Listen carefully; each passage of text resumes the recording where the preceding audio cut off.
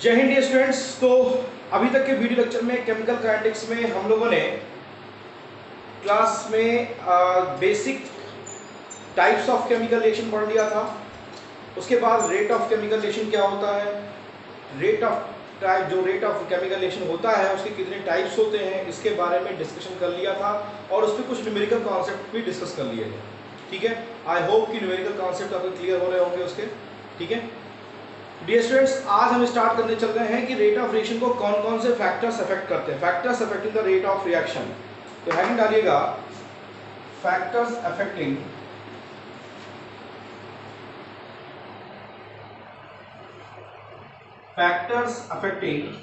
The rate of reaction.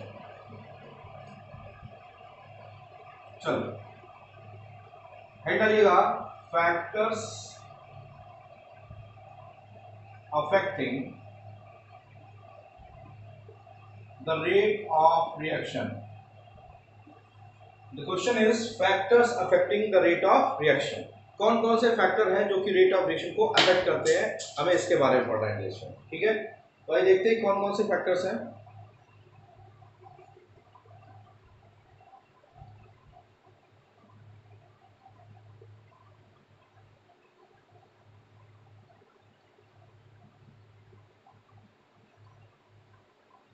चलो dear students, तो सबसे पहला फैक्टर अगर बात करें, तो सबसे पहला फैक्टर अफेक्ट करता है वो कंसंट्रेशन ऑफ रिएक्टेंट है। कंसंट्रेशन ऑफ रिएक्टेंट का जो कंसंट्रेशन होता है वो सबसे पहला फैक्टर होता है जो कि अफेक्ट करता है। ठीक है, दूसरा फैक्टर जो हमको पढ़ना है वो पढ़ना है टेम्परेचर का। तीसरा फैक्टर जो हमको पढ़ना है वो पढ़ना है कैटलिस्ट का। फोर्थ फैक्टर जो सबसे ज्यादा इंपॉर्टेंट है वो है प्रेशर का। ठीक है, ये फोर फैक्टर्स ये आपने देखे, टेम्परेचर, प्रेशर, कंसंट्रेशन, इसके अलावा surface area. The fifth factor is surface area. ये 5 फैक्टर्स हो गए डियर स्टूडेंट्स। ठीक है, और उसके बाद जो सबसे ज्यादा इंपॉर्टेंट आता है, अगर इसके अलावा भी आप पढ़ना चाहें तो आप बहुत सारे फैक्टर्स पढ़ सकते हैं जो फैक्टर्स इसमें यूटिलाइज होते हैं। तो उन फैक्टर्स में जो बेसिक फैक्टर्स थे उनके बारे में हम डिस्कशन करने चल रहे हैं डियर स्टूडेंट्स। ठीक है, क्या सबसे पहला पॉइंट है कंसंट्रेशन ऑफ रिएक्टेंट्स। तो स्टार्ट करते हैं कंसंट्रेशन ऑफ रिएक्टेंट्स। हेड डालिएगा हम concentration of reactant, temperature, catalyst, pressure, surface area, ये 5 फैक्टर तो अफेक्टिंग का पढ़ेंगे ही पढ़ेंगे। इसके अलावा अगर आप कहोगे तो नेचर ऑफ रिएक्टेंट भी इफेक्ट करता है, इसके अलावा एक्सपोजर ऑफ रेडिएशंस भी इफेक्ट करता है। तो बहुत सारी चीजें जो इफेक्ट करती हैं, लेकिन जो बेसिक फैक्टर्स हैं वो ये 5 फैक्टर्स हैं जो कि मैंने आपके सामने लिख दी है।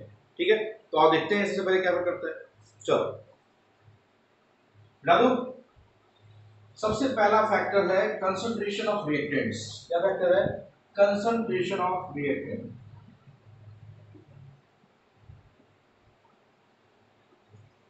एंड डाल दीजिएगा concentration of reactants. Concentration of reactants कैसे अफेक्ट करता है हमको ये समझना है। ठीक, तो कंसंट्रेशन ऑफ रिएक्टेंट की बात अगर करें डियर स्टूडेंट्स, तो आप मान लेते हैं कि केमिकल रिएक्शन है A + B gives out C + D बना। ये छोटा सा केमिकल रिएक्शन दिया हुआ है। ठीक है, आप rate is equal to, rate का जो फार्मूला पढ़े हो आपने देखा है कि इसके नेगेटिव रिस्पेक्ट में और इसके पॉजिटिव रिस्पेक्ट में होता है। उसका कंसंट्रेशन घटता है, जितने तेजी से रिएक्टेंट का कंसंट्रेशन डिक्रीज करेगा, इसका मतलब रेट होते तेजी से। अगर इन अदर वर्ड्स आप कह सकते हैं कि रेट ऑफ रिएक्शन को अगर आपको इंक्रीज कराना है तो the rate of chemical reaction is directly proportional to the concentration of reactant species taking part in the chemical reaction. ठीक, it is maximum to start with and slowly decrease since the concentration of reacting species decreases accordingly। ठीक है, मतलब कहने का क्या हो गया dear students कि किसी भी केमिकल रिएक्शन में स्टार्टिंग में खूब तेजी से होगा क्योंकि रिएक्टेंट का कंसंट्रेशन फास्ट है, लेकिन जैसे जैसे रिएक्टेंट का कंसंट्रेशन डिक्रीज होता जाएगा वैसे वैसे रेट ऑफ रिएक्शन स्लो होता जाएगा, क्योंकि हमारा रिएक्टेंट गायब हो रहा है, प्रोडक्ट में कन्वर्जन खत्म हो रहा है। मतलब कहने का ये हो गया कि कुल मिलाकर के rate is directly proportional to concentration of reactant. किसी भी केमिकल का जो रेट ऑफ रिएक्शन होता है वो कंसंट्रेशन ऑफ रिएक्टेंट के क्या होता है, डायरेक्टली प्रोपोर्शनल होता है। ठीक है डियर स्टूडेंट्स, तो rate of reaction is directly to concentration of reactant. इसीलिए स्टार्टिंग में केमिकल रिएक्शन हम स्टार्ट करते हैं किसी केमिकल रिएक्शन को, क्योंकि वहां पर रिएक्टेंट का इनिशियल कंसंट्रेशन हाई होता है तो रेट ऑफ रिएक्शन फास्टर होता है। लेकिन जैसे जैसे रिएक्शन का में रिएक्टेंट का कंसंट्रेशन डिक्रीज करता जाता है हमारा रिएक्शन स्लो होता जाता है, क्योंकि रिएक्टेंट का कंसंट्रेशन डिक्रीज कर रहा है। मतलब अगर सॉल्यूशन फेज में हमारा केमिकल रिएक्शन है, किस फेज में है, सॉल्यूशन फेज में है, तो अगर आप रेट ऑफ रिएक्शन बढ़ाना चाहते हो तो कंसंट्रेशन ऑफ रिएक्टेंट बढ़ा दो, रेट ऑफ रिएक्शन बढ़ जाएगा। लेकिन अगर हमारा केमिकल रिएक्शन गैसियस फेज में है, किस फेज में है, गैसियस फेज में है, तो अगर आप रेट ऑफ रिएक्शन बढ़ाना चाहते हो तो वहां पे प्रेशर बढ़ाना पड़ेगा। डियर स्टूडेंट नोट कर लीजिए, इन case of gaseous phase to increase the rate of reaction pressure should be high। Pressure क्या होना चाहिए, ज्यादा होना चाहिए। तो दोनों पॉइंट नोट कर लीजिएगा। if the chemical reaction is in solution phase then rate of reaction is directly proportional to concentration of reactant, and if the reaction is in gaseous phase then for rate of reaction is directly proportional to gas। rate of reaction is directly equal to pressure. Clear है dear students, pressure मतलब क्या, partial pressure, क्योंकि वहां पे concentration term किस term में use किया जाता है, पार्शियल प्रेशर के टर्म में यूज किया जाता है। ठीक है डियर स्टूडेंट्स, चलो अगला पॉइंट बिटा दो इसको, समझ में आ गया। तो कंसंट्रेशन ऑफ रिएक्टेंट कैसे अफेक्ट करता है, क्लियर हो गया। अच्छा मान लो यही केमिकल रिएक्शन रिवर्सिबल रिएक्शन होता, थोड़ा सा चेंज करते, ये समझ में आ गया। चलो इस केमिकल रिएक्शन को, ये केमिकल रिएक्शन एक रिवर्सिबल रिएक्शन होता है, ऐसे होता है ये रिवर्सिबल रिएक्शन। तब क्या करते हैं, तब आप रेट ऑफ रिएक्शन को अगर बढ़ाना चाहते हो तो दो रास्ता है। क्या रास्ता है, या तो रिएक्टेंट स्पीशीज का कंसंट्रेशन बढ़ा दो, तब तो भाई रेट ऑफ रिएक्शन बढ़ाने का मतलब क्या, रिएक्शन किस डायरेक्शन में बढ़ाना चाहते हो, फॉरवर्ड डायरेक्शन में या बैकवर्ड डायरेक्शन में। अगर आप रिएक्शन फॉरवर्ड डायरेक्शन में बढ़ाना चाहते हो तो सिंपल सी बात है कि इन दोनों का कंसंट्रेशन क्या करना पड़ेगा, इंक्रीज करना पड़ेगा, या यूं कह लीजिए कि इन दोनों का कंसंट्रेशन आपको क्या करना पड़ेगा, डिक्रीज करना पड़ेगा। लेकिन अगर आप रिएक्शन को बैकवर्ड डायरेक्शन में बढ़ाना चाहते हो, इस डायरेक्शन में बढ़ाना चाहते हो, तब क्या करना पड़ेगा, तो इधर कंसंट्रेशन जो है वो डिक्रीज करना पड़ेगा और इधर कंसंट्रेशन क्या होगा, इंक्रीज करना पड़ेगा, depending on the rate of reaction either in forward direction और इन बैकवर्ड डायरेक्शन। अगर फॉरवर्ड डायरेक्शन बढ़ाना है मतलब प्रोडक्ट बनाना है तो रिएक्टेंट का कंसंट्रेशन बढ़ा दो। अगर आपको रिएक्टेंट चाहिए प्रोडक्ट नहीं चाहिए तो प्रोडक्ट से रिएक्टेंट कैसे मिलेगा, सिंपल सी बात है, कंसंट्रेशन साइड पे रिएक्टेंट साइड पे कंसंट्रेशन घटा दो, अपने आप ये इक्विलिब्रियम किधर शिफ्ट हो जाएगी, किधर शिफ्ट हो जाएगी। मतलब रिवर्सिबल रिएक्शन में कंडीशन देखनी पड़ेगी कि रेट केमिकल रिएक्शन के रिएक्टेंट पे डिपेंड कर रहा है कि प्रोडक्ट पे डिपेंड कर रहा है। तो जनरल कांसेप्ट क्या कहता है कि अगर केमिकल रिएक्शन कंसंट्रेशन पे डिपेंड करता है तो rate of reaction is directly proportional to rate of concentration of the reactant. But in case of gases phase मैंने बता दिया पार्शियल प्रेशर के डायरेक्ट होता है, प्रेशर बढ़ाना पड़ेगा। तीसरी इंपॉर्टेंट बात मैंने आपको जो बताई डियर स्टूडेंट्स कि अगर हमारा रिएक्शन रिवर्सिबल है तो वहां पे कंडीशन फाइंड आउट करनी पड़ेगी कि हम रिएक्शन फॉरवर्ड डायरेक्शन में ले जाना चाहते हैं कि बैकवर्ड डायरेक्शन में ले जाना चाहते हैं। फॉरवर्ड ले जाना चाहते हैं तो कंसंट्रेशन को बढ़ाना पड़ेगा रिएक्टेंट के, बैकवर्ड ले जाना चाहते हैं वापस लाना चाहते हैं तो रिएक्टेंट की कंसंट्रेशन को बढ़ाना पड़ेगा, प्रोडक्ट की कंसंट्रेशन को बढ़ाना होगा और इसकी कंसंट्रेशन को करना पड़ेगा, घटाना पड़ेगा। ठीक है, तो कुल मिलाकर के डियर स्टूडेंट्स आपको ये क्लियर हो गया होगा कि किसी भी केमिकल रिएक्शन को कैसे हमारा कंसंट्रेशन ऑफ रिएक्टेंट अफेक्ट करता है। क्लियर है, चलो अब अगला पॉइंट आता है जो हमने पढ़ा, टेम्परेचर। क्या है, टेम्परेचर। किसी भी केमिकल रिएक्शन के रेट पे टेम्परेचर का क्या इफेक्ट होता है, किसी भी केमिकल रिएक्शन के रेट पे टेम्परेचर का क्या इफेक्ट होता है, इसको समझने के लिए बहुत सारे एक्सप्लेनेशन है हमारे सिलेबस में, डिटेल में ऑब्जर्वेशन दिया हुआ है। आप कहते हो कि सर सिलेबस में ये टॉपिक डिलीट हो गया है, मैंने भी इसको डिलीट कर दिया, बट मैं जानता हूं कि बिना उस टॉपिक को पढ़े ये टॉपिक आपको क्लियर नहीं होगा। जैसे अब इफेक्ट ऑफ टेम्परेचर पढ़ना है आपको, अगर टेम्परेचर डिपेंडेंसी को सर बोर्ड में बाहर कर दिया है, तो भैया बाहर कर दिया तो इफेक्ट ऑफ टेम्परेचर कौन पड़ेगा? क्वेश्चन तो बनता है वहां से, बनता है या नहीं बनता है? एकदम बनता है, लेकिन सिर्फ हमारा बेवकूफ बन गया। सर डिलीट हो गया टॉपिक, कहां से डिलीट हो गया भाई? बोर्ड में पूछ लेगा, जवाब नहीं दे पाओगे। क्यों? क्योंकि आपने तो छोड़ के आगे बढ़ लिया है। ठीक है, थोड़ा ध्यान दीजिएगा कि टेम्परेचर कैसे अफेक्ट करता है। जनरल कॉन्सेप्ट कहता है, क्या कहता है, पॉइंट नोट करिए। In general the increase in temperature, in general the increase in temperature, increase in temperature increases the reaction rate, increases the reaction rate। मतलब रेट जो होता है जनरल कॉन्सेप्ट के अकॉर्डिंग डायरेक्टली प्रोपोर्शनल होता है temperature के। जितना ज्यादा टेम्परेचर बढ़ाओगे रेट ऑफ रिएक्शन बढ़ाओगे, ये जनरल कॉन्सेप्ट कहता है। आप कहोगे सर इसको प्रूव कैसे करोगे, है ना? तो प्रूव करने के लिए स्टूडेंट्स आपके सिलेबस में अभी आप आगे पढ़ोगे एक अर्नीनियस इक्वेशन। आप कैसे पढ़ोगे? आप तो छोड़ चुके हो उसको, कहोगे नहीं पढ़ना, सिलेबस में नहीं है। अभी कह रहा ना कि सिलेबस में नहीं है। आप कह रहे हो कि टेम्परेचर डिपेंडेंसी आपके सिलेबस में नहीं है, मैं कह रहा हूं है। अभी आपको डिसाइड करना है कि पढ़ना है या नहीं पढ़ना। नहीं पढ़ना है तो स्किप करते हैं, आगे बढ़ते हैं। चलो क्यों भाई, स्किप कर दें?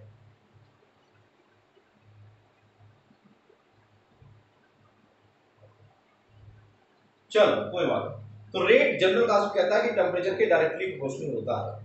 ठीक है सर, डायरेक्टली प्रोपोर्शनल होता है, नो डाउट, आपने जो कहा एकदम सही है। लेकिन कैसे होता है?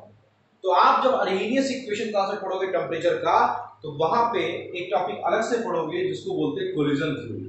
कहोगे ये भी डिलीटेड है सर, किसी ने मुझसे कहा था कि सर ये भी डिलीटेड है पोर्शन। तो भैया आप छोड़ दो, मैं नहीं छोड़ सकता क्योंकि ये सिलेबस में है। अब बिना कोलिजन थ्योरी पढ़े आप कहते हो कि सर हम ये पढ़ लेंगे, तो नहीं हो पाएगा ना। तो क्या होता है रियल में, कॉन्सेप्ट क्या कहता है कि जब टेम्परेचर बढ़ता है तो नंबर ऑफ कोलिजन्स बढ़ते हैं। क्या बढ़ते हैं? कोलिजन मतलब समझते हो? कोलिजन का मतलब,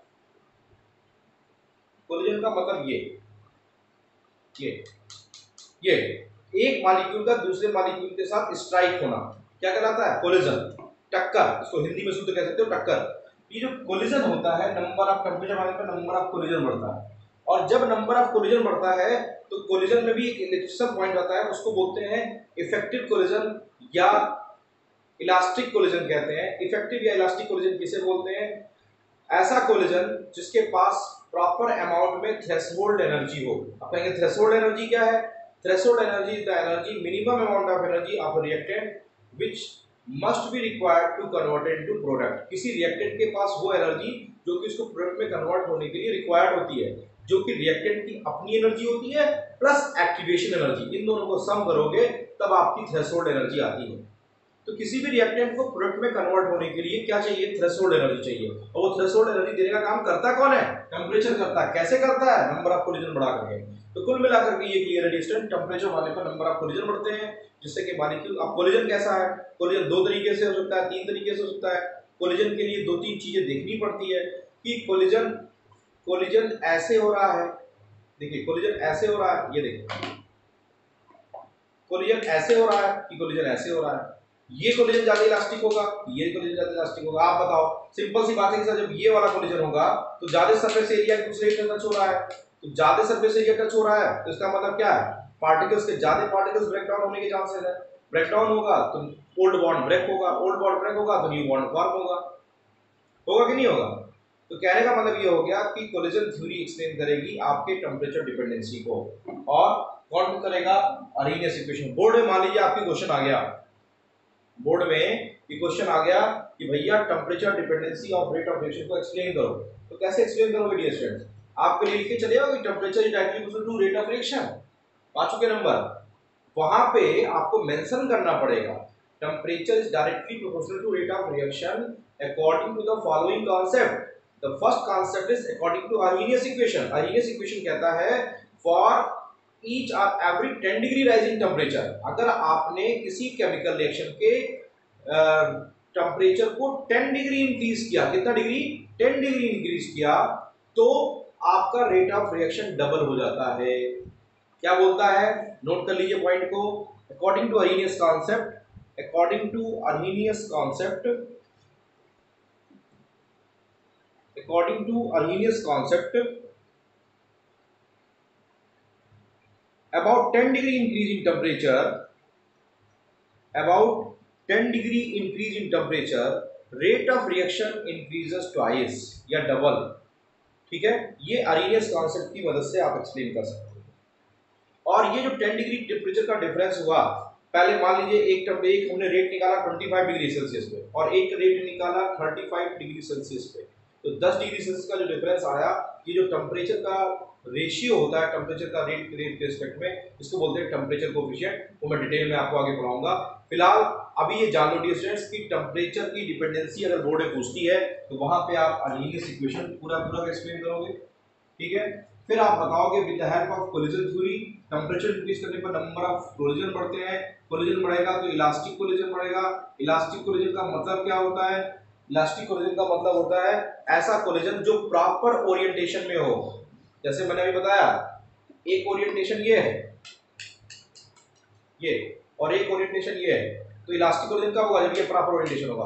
अब मान लीजिए ऐसे आके टकरा रहा है, ये कैसे टकरा रहा है, दोनों में क्या डिफरेंस है, ये वाला जो टक्कर है ये इलास्टिक होगा। क्यों, इलास्टिक होने के लिए पहला कंडीशन है the collision should be in proper orientation. तो प्रॉपर ओरिएंटेशन में होना चाहिए, मतलब सरफेस एनर्जी, सरफेस एरिया ज्यादा एक्वायर होना चाहिए। दूसरा पॉइंट कि प्रॉपर ओरिएंटेशन इलास्टिक में लिखिएगा, इलास्टिक कोलिजन का मतलब होता है प्रॉपर ओरिएंटेशन होना चाहिए plus sufficient amount of energy होनी चाहिए। सफिशिएंट अमाउंट ऑफ एनर्जी मतलब थ्रेशोल्ड एनर्जी, थ्रेशोल्ड एनर्जी मतलब रिएक्टेंट की एनर्जी प्लस एक्टिवेशन एनर्जी, इन दोनों का सम थ्रेशोल्ड एनर्जी कहलाता है डियर स्टूडेंट्स। ठीक है, तो ये एनर्जी होगी तो हमारा इलास्टिक कोलिजन होगा, और इलास्टिक कोलिजन जब होगा तो हमारा क्या हो जाएगा, रेट अपने आप इंक्रीज कर जाएगा। तो फाइनली ये क्लियर हो गया डियर स्टूडेंट्स कि टेम्परेचर जो है वो रेट ऑफ रिएक्शन के डायरेक्टली प्रोपोर्शनल होता है, and it can be explained with the help of Arrhenius equation, and I also explained with the help of elastic collision, that is number of collision, and it is also explained in two terms। जब मैं आपको temperature dependency पढ़ाऊंगा detail में तो वहां बताऊंगा कि endothermic के रिस्पेक्ट में हमारा रेट कैसे अफेक्ट करता है और एक्सोथर्मिक के रिस्पेक्ट में हमारा रेट कैसे अफेक्ट करता है। तो जब भी आपसे बोर्ड में टेम्परेचर डिपेंडेंसी के कॉन्सेप्ट के बारे में पूछा जाए तो जो लोग भैया बहुत अच्छा जानते हैं वो एक लाइन लिख के आते हैं कि temperature directly proportional to rate of reaction, तो बढ़ जाएगा। लेकिन मुझे जो लिखना होगा तो मैं क्या लिखूंगा, या मेरे स्टूडेंट लिखेंगे तो क्या लिखेंगे, वो अर्हीनियस इक्वेशन का एक्सप्लेनेशन देंगे, कोलिजन थ्योरी का एक्सप्लेनेशन देंगे, इलास्टिक कोलिजन का एक्सप्लेनेशन देंगे, तब एक्सप्लेन करेंगे और एंडोथर्मिक और एक्सोथर्मिक कॉन्सेप्ट के बारे में बता के आएंगे, और इसीलिए वो टॉपर होते हैं। ये एक नॉर्मल स्टूडेंट और मेरे स्टूडेंट्स में डिफरेंस है, क्योंकि उनको वे ऑफ रिप्रेजेंटेशन पता है। आप सभी मेरे स्टूडेंट्स हैं, इसके लिए मुझे प्राउड है। ठीक है, प्राउड है क्योंकि आपको वे ऑफ रिप्रेजेंटेशन पता है कि हमें बोर्ड में लिखना कैसे है। ठीक है, आपको पता है कि बोर्ड में लिखना कैसे, क्योंकि मैं आपको केमिस्ट्री तो पढ़ाता ही हूँ, साथ साथ वे ऑफ रिप्रेजेंटेशन सिखाता हूँ। मेरा यही उद्देश्य है कि आप बोर्ड में वे ऑफ रिप्रेजेंट करना सीखिए। आप अपने आप को जितना अच्छा रिप्रेजेंट करोगे नंबर उतने अच्छे आते हैं। किसी भी कंपटीशन में चले जाओ, हर जगह वही फायदा मिलने वाला है। तो वे ऑफ रिप्रेजेंटेशन यहाँ सिखाया जाता है। कहाँ सिखाया जाता है, सुमित सर की क्लास में सिखाया जाता है। ठीक है, कहेंगे सर आप अपनी पढ़ाई कर रहे हो, पढ़ाई नहीं कर रहा हूँ, ये आपको बता रहा हूँ। ये मैंने पिछले 4 साल 5 साल का रिजल्ट देख करके और दे करके देखा है। बहुत सारे स्टूडेंट्स आप लोगों में से जानते होंगे कि कि अपने स्टूडेंट्स टॉपर हुए हैं, और टॉपर हुए हैं तो ऐसे नहीं हुए, उनको वे ऑफ रिप्रेजेंटेशन करना सिखाया गया है। कैसे अपने आप को रिप्रेजेंट करोगे, समझ बात आई कि नहीं आई। तो वे ऑफ रिप्रेजेंटेशन होता है मेन चीज। जब भी आपसे टेम्परेचर डिपेंडेंसी पूछेगा तो अर्हीनियस इक्वेशन, कोलिजन थ्योरी, इन सब के बारे में एक्सप्लेन करते हुए अर्हीनियस इक्वेशन का जो इक्वेशन है उस इक्वेशन के बारे में एक्सप्लेन करेंगे, और तब जाकर के हमारा आंसर कंप्लीट होगा। क्लियर है, किसी को डाउट? क्लियर है डियर स्टूडेंट्स, तो अगले टॉपिक पे पहुंचे। Please raise your hand. चलो आ जाओ नेक्स्ट टॉपिक। टेम्परेचर डिपेंडेंसी की बात हो गई, उसके बाद मैंने आपको कंसंट्रेशन बता दिया। ठीक है, वेरी गुड। कंसंट्रेशन बता दिया, टेम्परेचर बता दिया, उसके बाद तीसरा जो हमारा है वो है प्रेजेंस ऑफ कैटलिस्ट।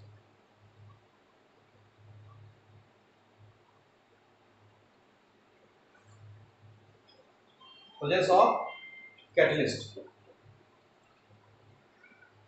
ठीक है डियर स्टूडेंट्स, आइए देखते हैं क्या होगा प्रेजेंस ऑफ कैटलिस्ट।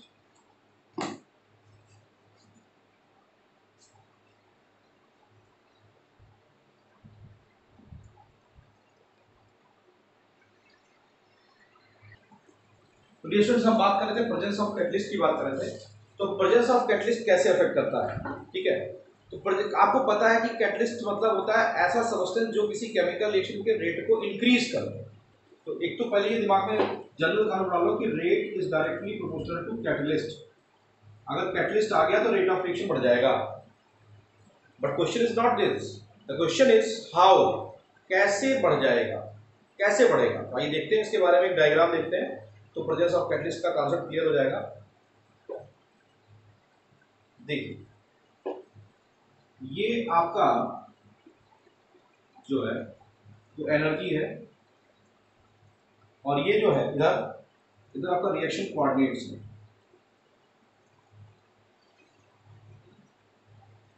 ये आपका रिएक्टेंट है और ये प्रोडक्ट है।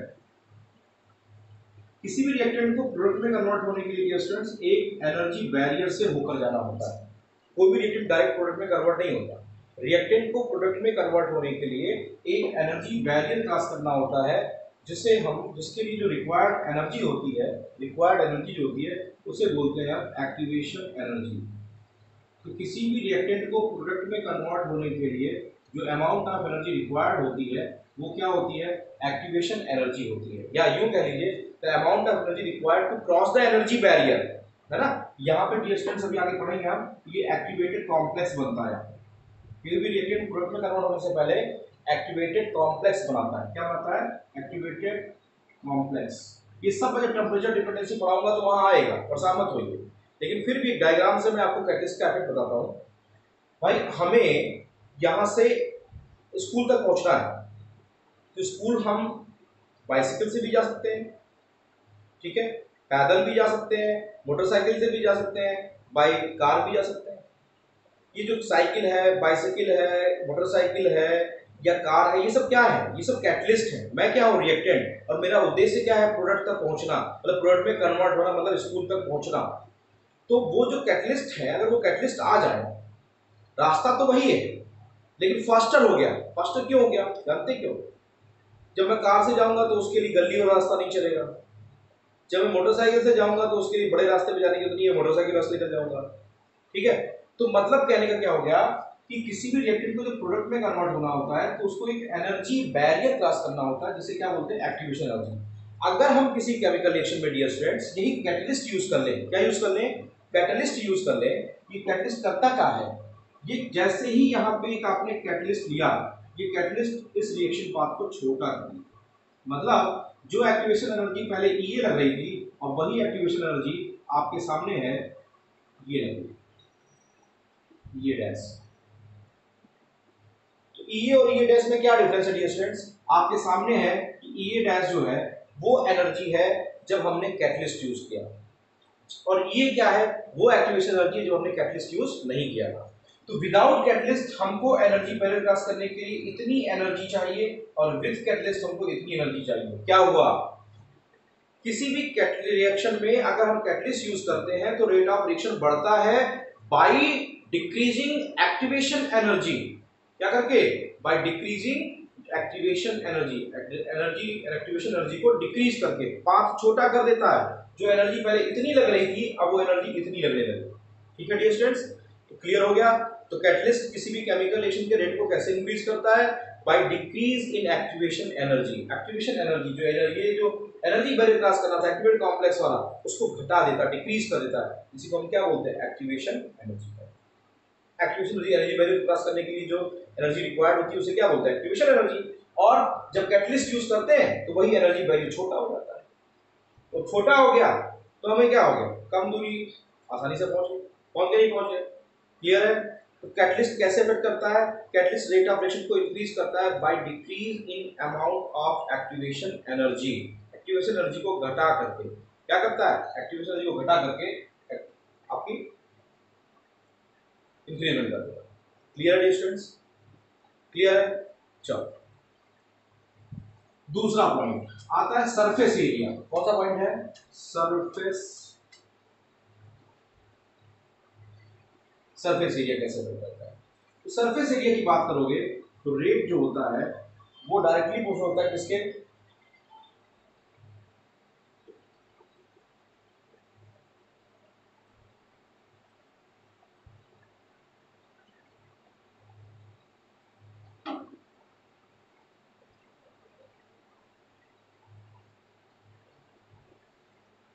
रेट जो होता है सरफेस एरिया के डायरेक्टली प्रोपोर्शनल होता है। सरफेस एरिया जितना ज्यादा होगा रेट उतना ज्यादा होगा। जैसे 1 किलो आयरन पीस लिया और 1 किलो आयरन पीस मैंने लिया एक पीसेस के फॉर्म में, छोटे छोटे पीसेस के फॉर्म में, या यूं कह लीजिए एक कोल कोल का टुकड़ा लिया, कोयले का एक सर्किल में लिया, वो भी 1 किलो का था और वही छोटे छोटे पीसेस में लिया, वो ऐसे था। दोनों में बर्निंग जब पहले कौन जलेगा, किसकी बर्निंग कैपेसिटी हाई हो जाएगी, कौन जल्दी से जल जाएगा, ये पहले जल जाएगा। क्यों? क्योंकि इसका सरफेस एरिया ज्यादा है, ये आसानी से बर्न हो जाएगा, कैच फायर आसानी से होगा, लेकिन ये जल्दी नहीं जलेगा। तो surface area rate of reaction ये क्या होता है, डायरेक्टली प्रोपोर्शनल होता है रिएक्शन। ठीक है, चलिए, thanks for watching my video students, हम लोग कल फिर मिलते हैं, थैंक यू।